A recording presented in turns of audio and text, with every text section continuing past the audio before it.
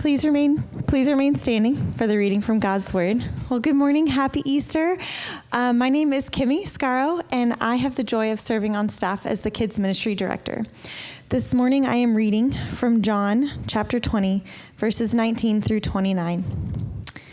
On the evening of that day, the first day of the week, the doors being locked where the disciples were for fear of the Jews, Jesus came and stood among them and said to them, "Peace be with you." And when he had said this, he showed them his hands and his side. Then the disciples were glad when they saw the Lord. Jesus said to them again, "Peace be with you. As the Father has sent me, even so I am sending you." And when he had said this, he breathed on them and said to them, "Receive the Holy Spirit. If you forgive the sins of any, they are forgiven them. If you withhold forgiveness from any, it is withheld." Now Thomas, one of the 12, called the twin, was not with them when Jesus came. So the other disciples told him, "We have seen the Lord." But he said to them, "Unless I see in his hands the mark of the nails, and place my finger into the mark of the nails, and place my hand into his side, I will never believe." 8 days later, his disciples were inside again, and Thomas was with them. Although the doors were locked, Jesus came and stood among them and said, "Peace be with you."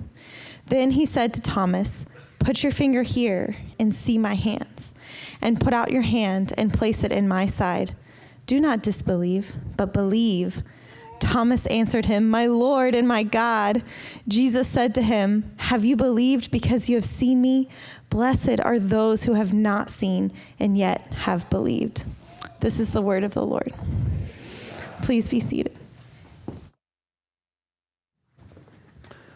One of the things that I have been just particularly fascinated by and have spent a good amount of time like this year and into last year reading about and researching are stories of the early church and like particular characters. I think, we hear about the early church just kind of in general, but there's actually a lot of historical documents that tell us about like specific figures and like their moments of their lives in following Jesus. And they're beautiful and they're rich. One of the ones that has stood out to me and become just a favorite of mine is the story of particularly two ladies named Perpetua and Felicity. And it's the story that's captured in a document called The Passions of Saints Perpetua and Felicity. And this was right around the turn from the 2nd into the 3rd century, like right around 200 AD. And so right at like 203 AD in Carthage, which is on the northern coast of Africa, right where like modern day Tunisia is, there was a group of Christians and they were being catechized. They were being kind of trained and getting prepared to be baptized. They were learning about what it means to follow Jesus.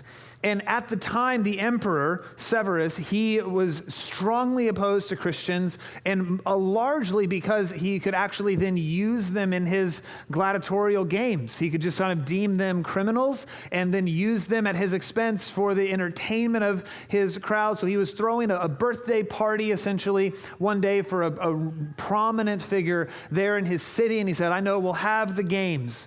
And he rounded up this group of Christians that were being catechized to be baptized. And among them were these two women. Perpetua was probably about 21 at the time. She had just recently given birth. And then Felicity was a slave girl who was also about to give birth. And so the document that we have is like a lot of it's kind of the diary that is actually like that Perpetua wrote while she was in prison awaiting the games. And then also then some stories then that were added after so that they could kind of finish the story. And what stands out is how different this was compared to what all the crowds were used to experiencing in the gladiator games. Like they would bring out these criminals of all different kinds of cultures and things like that, and then they would let loose the wild animals, and then the gladiators would come in and they would kind of stage it as a play, defeating the barbarians and whatnot. They'd oftentimes make the criminals dress up. But this one was different. This one, while the crowd started with the cheers and the chants that they normally did, quickly came to a quiet hush. And in fact, many of the people in that crowd that day gave their lives to Jesus. Why? Because of what they witnessed in the arena. This young woman, Perpetua, was said to have stared down her onlookers. Instead of cowering in fear, she looked right at the emperor and all the noblemen there in Carthage and didn't bat an eye, and said with perfect confidence that she was going to stand there and die well. She even was going around and helping other people. And while most of the other people who were thrown in a ring like that were kind of fending for themselves, just trying to survive, she was going out of her way to pick people up and to comfort them while they were being attacked. It's like at one point, one of the young female bulls that was sent to go kind of bully these Christians around knocked her over. The crowd started crying because they were so moved with empathy for this person that they were now seeing. One of the lines in the document says, "She walked with shining countenance and calm step as the beloved of God." It's even said that in the moment when she finally was going to be executed, the young gladiator couldn't bring himself to do it because he was so moved, and she reached up from her knees, grabbed his arm, and guided his hand with the blade to her own neck. Obviously, this was stunning for the crowd. Many of those people gave their lives to Jesus that day, watching Christians do something that they had never seen anyone else do in the arena, including the jailer who was actually in charge of their imprisonment. This is what it says. He says, "He began to treat them well because he observed that they had a great power among them. The power of courage, of visions and prayer, and the aura of God." It's the original aura farming right there. He gave his life to Jesus because of how different they were. Now, that's incredible, right? And I think that one of the things is you read a story like that and you're moved for sure, you're inspired for sure, but also one of the things that we feel is, man, there's a big gap between what I think I would do in that situation and what I am reading about these young women do. But we want it. Like, who doesn't want to walk through life with shining countenance and a calm step as the beloved of God? We all want that. We all want that kind of just steady, resilient joy and peace. I've never met the person who's like, no, I actually prefer to be anxious and irritable all the time. Like, that's just kind of like my pace and I prefer that. No. None of us want that. We want the calm step. We want the peace. We want that kind of hope. How on earth did these people have it? It wasn't their education. It wasn't like these people were more educated than others. In fact, there were people across all different kinds of socioeconomic classes and education levels. It wasn't because they came from a particular culture that instilled values. We see this kind of a story all across the ancient world among different varying cultures. It certainly wasn't because they thought they had something else to gain from it, like some kind of worldly benefit that they would gain if they just endured it. There was no other explanation other than one simple fact. They believed that Jesus Christ of Nazareth actually came back from the dead. That's it. They believed that Jesus actually died and actually rose again from the dead and was alive. Because what happened on the day that Jesus died and rose again was that he proved that death no longer actually has authority or power over the human race. Jesus, as a man, yes, God, but fully man, went all the way through into death and out the other side. And so he proved, hey, there is no more enemy that I can't conquer. I mean, that's the last enemy, the final boss, death itself. Jesus goes and defeats it.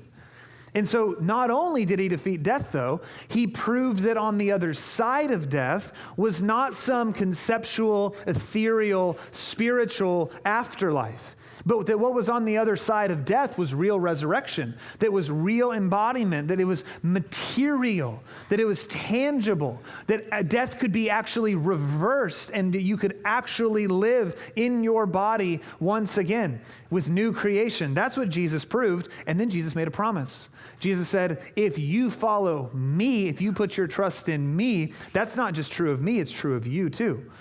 I conquered death not just for me, but for you as well. You can have the exact same hope in the face of death and in the face of every other enemy because Jesus resurrected. That's what Jesus promises us. And that's what we see permeate the ancient world. That's why the ancient world, and particularly ancient Christians, they could suffer so well. They had such an incredible witness because they were like, okay, what's the worst thing that can happen? I die. No biggie.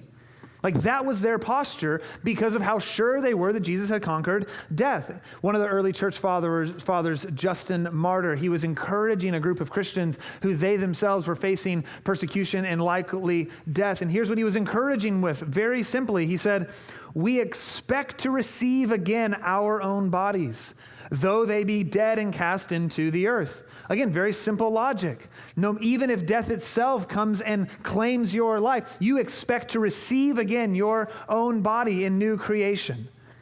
And so this doesn't just change our future. This isn't just a question of the afterlife. This kind of hope actually drastically changes the present as well. Like, again, that's what we're seeing in the story, just like this one, where there are many other stories like it. You could actually face any present circumstances with hope, resilience, and joy if you actually believe that Jesus Christ rose from the dead and then make that belief your home. And so what I want to do is I want to look at John chapter 20 this morning, this account in the resurrection accounts of the Gospel of John, and look at, okay, what does it actually mean for us? How do we view the resurrection? And then what kind of response do we need to have in light of this to have this kind of hope, resilience, and joy? So we start reading here in verse 19.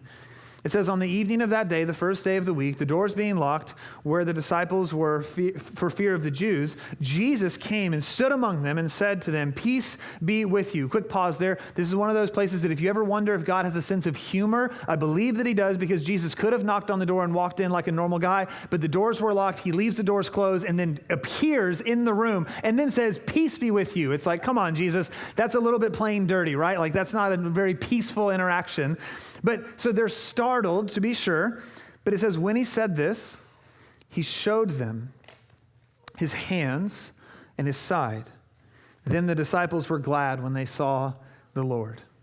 So here's the first thing that I want us to see this morning. Jesus wants us to know that he's alive. Jesus wants us to know that he is alive. Jesus goes out of his way in this instance to prove that he is alive and risen, and he's going to show his followers. Here's the thing. Jesus could have accomplished all that he needed to accomplish in his life, his death, and his resurrection, and then he could have immediately ascended to the Father. He accomplished everything that he needed to do. He had already atoned for sin. He had already conquered death. He did everything that he came to do as the Messiah, and he could have ascended with all of that work being no less complete. And yet, what does he do instead? He stays around for 40 days and making multiple appearances to his followers, proving, showing them, saying, "Hey, guys, it's really me." And then he goes out of his way. He's appearing to groups of even up to 500 at one time, Paul says. And not just that, he's going out of his way to show that it's actually him in the flesh. Like you remember in Luke's gospel when he says, "Hey, I know you're having a hard time believing and you're thinking it's a ghost. Give me something to eat." And then he eats a fish in front of them. And he says, "A spirit hath not flesh and bones, as you see that I have." So he's saying, okay, guys, it's really me. And he goes out of his way to prove it. Why? Because he actually wants them to know that he's alive and risen. Because it validates, it gives weight to, it gives teeth to everything that he had preached and taught and done before that. His conquering of death was the proof that everything else that he claimed about himself was actually true. He didn't owe that to us, but he gives it to us. Because here's the thing. Anyone, you can do this, I can do this. Anyone can go and say, "Believe in me, and you will live forever." That's actually very easy to say. It's incredibly difficult to prove. Anyone can go around and say, "Your sins are forgiven." Again, incredibly easy to say, but also incredibly difficult to prove. So Jesus can go around and say, "I'm going to die for your sins." And then if we don't actually know he's alive, all that we have is blind faith that it actually happened. But Jesus would have been well within his right to do that. He told his followers again and again and again. By the way, we're headed to Jerusalem. When we get to Jerusalem, where I'm going to be put to death at the hands of the leaders. And then in 3 days, I'm going to rise again. Multiple times through the Gospels, he tells them that. And every time through their dense skulls, they're like, what, Jesus? I don't understand, right? But he told them, and then he did it. And in his kindness, he still goes out of his way to prove, validate, and say, guys, it's really me. I'm alive. And it matters. Here's how Tim Keller puts it. He says, if Jesus rose from the dead, then you have to accept all that he said. If he didn't rise from the dead, then why worry about any of what he said? The issue on which everything hangs is not whether or not you like his teaching, but whether or not he rose from the dead. So either the tomb of Jesus is empty or the claims of Jesus are empty. One of the two. So if the tomb is empty, then the claims are not. But if the tomb is full, then the claims are empty themselves. So Jesus says, I want you to know beyond a shadow of a doubt that the tomb is empty, so that you know that my claims and my promises are anything but. Okay, maybe that's nice. It's nice for the people who are in the room there, who Jesus appeared to and showed. It's a very fair then question to go, we weren't there, so what about us? Like, I think that's fair to go, okay, that's nice to be, like, he validated it to a lot of people back then, but I think that we find ourselves like, well, if Jesus would just show up and do that very same thing, then I'd have a whole lot more confidence in believing. Well, let's keep reading. Now, Thomas, one of the 12, called the twin, was not with them when Jesus came. So the other disciples told him, we have seen the Lord. But he said to them, unless I see in his hands the mark of the nails, and place my finger into the mark of the nails, and place my hand into his side, I will never believe. Now, here's the deal. I've always thought it's a little unfair for Thomas to him get stuck with the moniker Doubting Thomas. I just feel like that's a very that's a maybe not for you, but I'm like I kind of get it. Like I kind of relate to him there a little bit, and like I'm really grateful that like in my worst moments, like my little like slip ups, it's not like I get stuck with that nickname. Like, oh, here comes irritable dad again. Like that's really good that we don't do that anymore, because like poor guy here, right? Like there's probably a lot of people that doubt it, and Thomas probably also did a whole lot of other things, but he's going like, guys, I'm having a hard time believing. They're like, okay, doubting Thomas. He's like, what the heck, right? Like that's probably the case. But I think we can all relate to Thomas a little bit, right? Like that there's a little bit of fairness there. And I think one of the things that we just need to see, and we can at least know, is that if you've ever doubted, if you've ever struggled to believe, if you've ever wrestled with like the validity of things or the claims of Christianity or the truth of Jesus or his teachings, at least we can see we're in good company here. Now, because like maybe we don't need doubting before our names, but like Thomas spent a lot of time with Jesus. Thomas saw Jesus do a lot of things. Thomas saw Jesus raise someone else from the dead. And even still, he's like, I'm not so sure. And so this is why it's so important, though, to see what Jesus' response is. This is where I want to focus for the rest of our time. Like Jesus' response to Thomas's doubting. We keep reading, verse 26. 8 days later, his disciples were inside again, and Thomas was with them. Although the doors were locked, Jesus came and stood among them again and said, peace be with you. Again, sense of humor. Now, here's what we see here, though, okay? The resurrected Christ can transcend the normal laws of time and space. Though fully embodied, not constrained in the same way that we are. That's one of the beautiful mysteries and glories of resurrected new creation bodies. And so we have a glimpse of that, and it is mysterious here, but we can at least see that that's true. We see that he's fully embodied, but that he's not confined to time and space in the same way, because again, he's passing through locked doors. So here's why that's important. Here's what we know. Jesus is not taking a long time to get to Thomas because of like logistical hangups. He's not like hearing, oh my gosh, Thomas is doubting. I gotta get to him, but the TSA lines are too long, right? He's not the situation that he's in. He can be wherever he wants, whenever he wants to, but what does the text say? 8 days later? That must have felt like an eternity for Thomas. All the other disciples are like, we have seen the Lord, and they're talking about it, and they're going like, hey, remember when I got to put my hand in his side? And Thomas is like feeling the weight of this. But he waits 8 days to come to Thomas here and to meet him. And so here's the second thing that we need to see. Jesus is not afraid of our doubts. Jesus is not afraid of our doubts. Jesus isn't panicky when he realizes that Thomas is struggling with this. In fact, Jesus lets Thomas sit there for a little bit. Sometimes the kindest thing that Jesus can do is not immediately resolve every question and tension that we have, though we would often like him to, because they reveal things in us. They reveal things about us. See, our struggles, our doubts, our questions, they help actually examine ourselves. They help us ask really important questions under the question that we're asking. Where are we actually putting our hope? What do we actually value? And if we're honest with them and we approach them carefully and humbly, even our doubts can be incredibly formative for us. I'll tell you, just personally, some of my deepest and most comforting convictions have come on the other side of serious wrestling, serious questioning, serious investigation. Like at points where I'm like, I don't know if I can trust the Bible.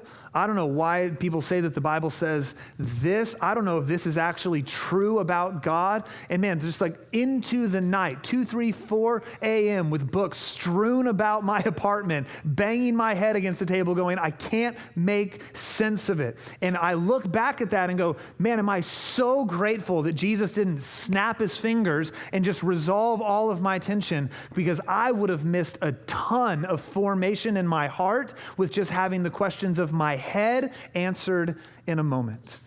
And so Jesus knows this, and he's like, hey, I know I'm with you in your doubts, but I'm not afraid of them. In fact, we're going to do some work in them a little bit.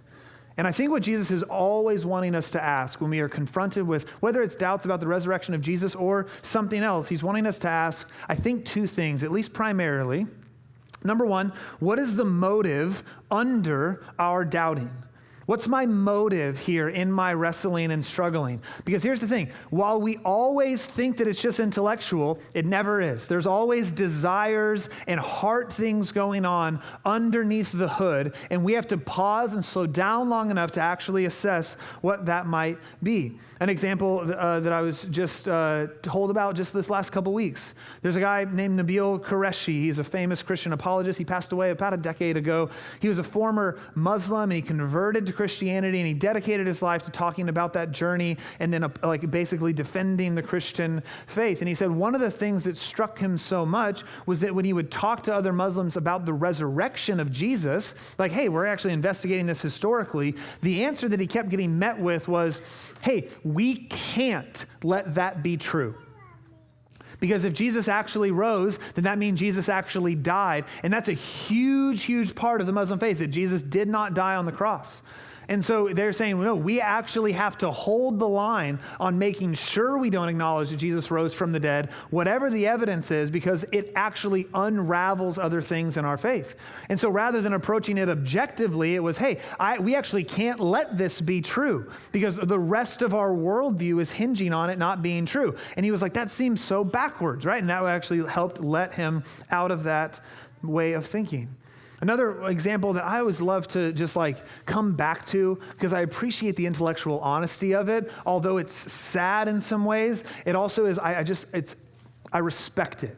You'll see what I mean. Aldous Huxley wrote some books that were on your senior year reading list that you didn't read. Anyway, he has this quote about his atheism.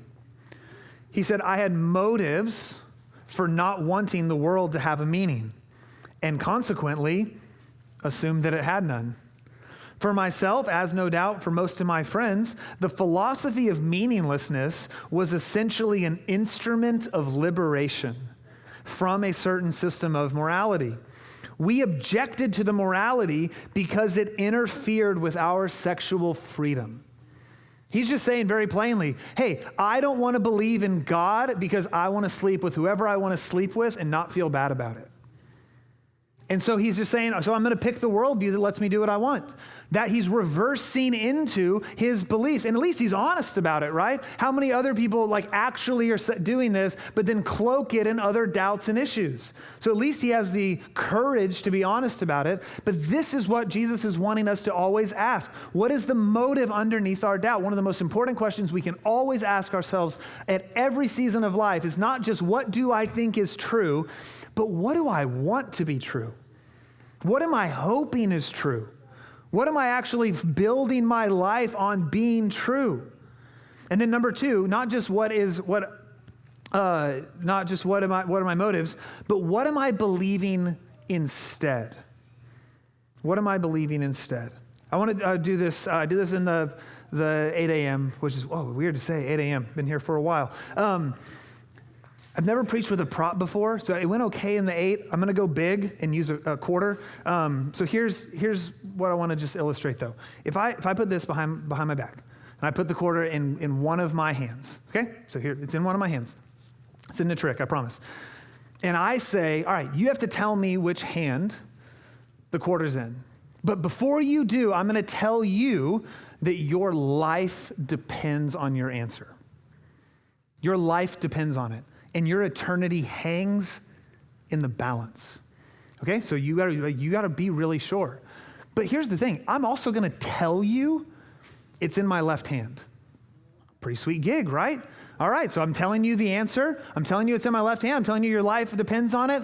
There are a lot of you, though, that if this were really the case, you would go, I'm not so sure. Like, I'm not really ready to actually just say, okay, yeah, willy-nilly, I'll just say it's in the left hand. I hope you would. I hope you know I would tell you the truth, of course. But if I said that and I said, okay, you got to tell me. And I said, it's in my left hand. You say, I doubt that. Or I'm actually doubting. Or maybe I'm not so sure, but I'm struggling to believe. So I'm not actually sure if it's in your left hand, Pastor. Okay. But here's what I need you to realize. Then you have to pick the right hand. You have to choose something. You actually have to make a choice, and you may doubt full well that it's in my left, but that doesn't mean that you are then have a neutral stance. You're saying, well, I actually do think that it's in your right. And if you say, actually, my position is, I don't have to choose, that's still a choice. Are you going to stake your life on it? Are you going to stake your eternity on being like, you know what, actually, I think he's bluffing. I think I don't actually have to choose at all. See, one way or the other, whether you choose the left hand, whether you choose the right hand, or whether you choose none at all, you're making a choice and you're staking your life and eternity on it. To doubt A is to believe B, or to believe C. By the way, it's in my left hand. Of course it is. I would never trick you like that. Here's hopefully what it illustrates, though. There's no such thing as a neutral worldview. There's no such thing as a person who isn't staking their life and eternity on something. On something. Now, you may not subscribe to a conventionally religious worldview. Okay, maybe it's not Christianity, maybe it's not one of the other things, but you are staking your life and eternity on something, even if it is the belief that you aren't actually having to stake your life and eternity on something. Because here's how that goes. Well, I just believe that we can all kind of figure out what we want for ourselves, that we can all kind of just be the best people that we can be. And you know what? When I die, I just trust that God's going to be cool about it. And he's just going to kind of let me into whatever I think heaven actually is because I've tried to be a good person. Okay. Are you ready to stake your life and eternity on that belief? Do you have evidence for it? Have you thought critically about that? Could you defend that belief? Or is that just what sounds best? Because here's the deal. You might doubt the resurrection of Jesus. You might struggle to believe that Jesus actually came back from the dead. But here's the thing, and you can acknowledge this, at least there's a mountain of evidence for it. And do you have the same burden of proof that you have for disproving Christianity that you have for disproving your own worldview? Have you poked holes in it? Have you thought intelligently about it? Or is it just, I don't want to believe A? And here's what we just always have to know. Friends, you don't get the option of not staking your life and eternity on something. I love you. Happy Easter. You're all going to die. No one's escaped it yet. So the question is, when you do, what are you staking that moment on? And it doesn't have to be the resurrection of Jesus, doesn't have to be Christ, okay. But it is something. And this is the question that I think Jesus is leaving Thomas with. In those 8 days, okay, Thomas, maybe not. But then what? What are you going to stake your life and eternity on? And here's just, the kindness of the Lord here. Because while Jesus doesn't rush to get Thomas out of his doubts and his questions, neither does he leave him there. Verse 27, then he said to Thomas, put your finger here and see my hands. Put out your hand and place it in my side. Do not disbelieve, but believe. Jesus allows Thomas to wrestle, and then at the same time, at the end of the day, he gives him the confidence and the evidence that he needs. And this is where I want us to see, friends, that Jesus is doing this to Thomas and the other apostles, not just for their confidence, not just for their assurance, but then through them to us. That no, Jesus didn't linger around in this same way into 2,000 years, but he spent a long time on earth validating his resurrection, making these appearances, giving people confidence so that then they could with confidence go tell other people. And we have that witness in the scriptures, in the historical documents, in the witness and testimony of the church. And so Jesus has, in a sense, to every single one of us through this said in his word, see my hands. See my side. I really am alive. And the evidence, friends, is overwhelming. Just a few flyover points for this. I wish we had time to get more into this, but just to kind of give an idea for how overwhelming this is from a historical perspective. Okay, so all of the 4 resurrection accounts in the Gospels have women who discover the tomb and are the first eyewitness testimonies of the resurrection of Jesus. Now, to us, that doesn't mean much, thankfully, but back then, women's testimonies weren't even permissible in a court of law. So what that means is if you were making up the central claim for the central figure of the worldview that you're trying to just figure out and fabricate, you would never have put women as the people who discovered that central claim. You never would have done it. The only reason all 4 Gospels have it that way is because it happened that way. That's how historical documents work. Another one, the disciples go from being absolutely foolish buffoons and absolutely cowards to then being courageously martyred for the faith. You have Peter going from, I'm going to deny Jesus, that I even know him, just because there's a chance that it might mean danger for me, to then after the resurrection, demanding that he's crucified upside down because he's not worthy to die in the same way as his Lord. And you have this across other disciples as well. You have extra biblical sources, historians like Eusebius there in the first centuries, who tell us that James, the brother of Jesus, was a prominent leader in the church and believed that Jesus was Lord. This is one of my favorites. What would your brother have to do to convince you he's God? You could love your brother. You aren't ever worshiping him, right? You're never bowing to him. James does. They tried to get him to recant. And he's like, guys, I don't know what you want me to say. He's God. How do you do that? Well, dying and rising from the dead after predicting your own death and resurrection might do it. The historical evidence is overwhelming because Jesus took time to verify his rising. And one of the most consistent threads, through church history that we see, is people much smarter than you and I setting out to disprove Christianity and poke holes in it, only to then become Christians because they arrive at the question of the resurrection of Jesus.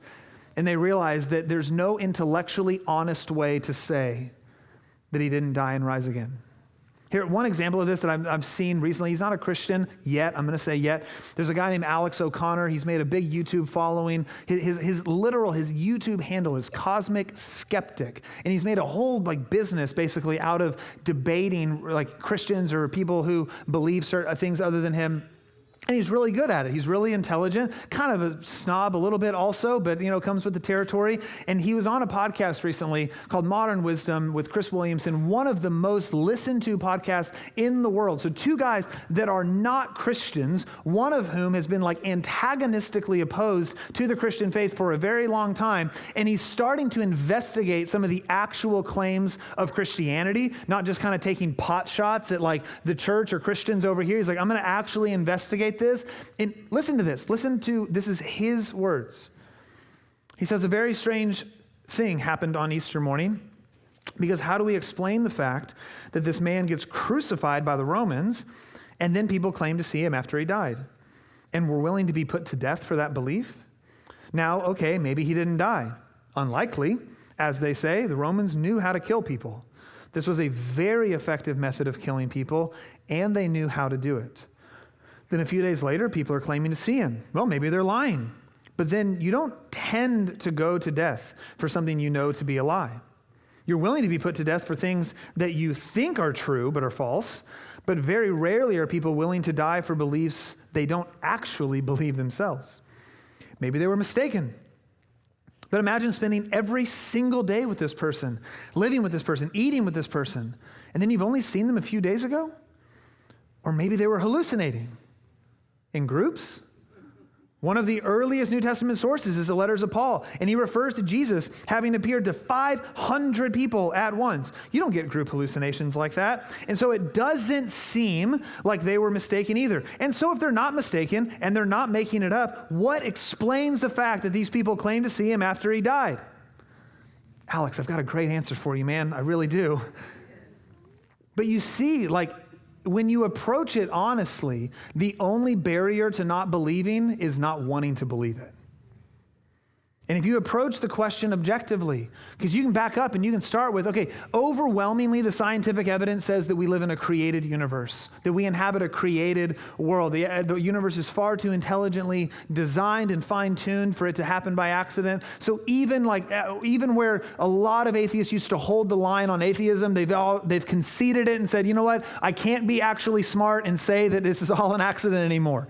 So, okay, we live in a created world. There must be some kind of creator out there. And then you just go one step further. Overwhelmingly, the historical evidence then says, on top of the scientific evidence, that the creator of this world became human in the person of Jesus Christ, and that he died on a Roman cross, and that he rose from the dead 3 days later. So where does this leave us? How are we to respond? What does this actually mean for us? Well, we keep reading. Thomas answered him, "My Lord and my God." And Jesus said to him, "Have you believed because you have seen me? Blessed are those who have not seen, yet have believed." Here's the last thing we need to see this morning, friends. Jesus wants us to believe and be blessed. He wants us to know he's alive. He's not afraid of our doubts. And what he wants more than anything is for us to believe and be blessed. At the end of the day, the question of Jesus' resurrection is not a question of arguments and apologetics. It's not about winning an argument. It's about giving us what we could never achieve for ourselves. Jesus did not die and rise again so that we could be right.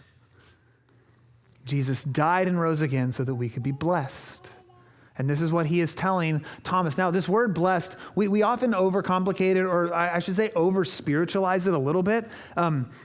Blessed sounds better as a translation, to be sure. The word in Greek actually means happy. It means joyful. And not circumstantially joyful or surface level joyful, but truly joyful.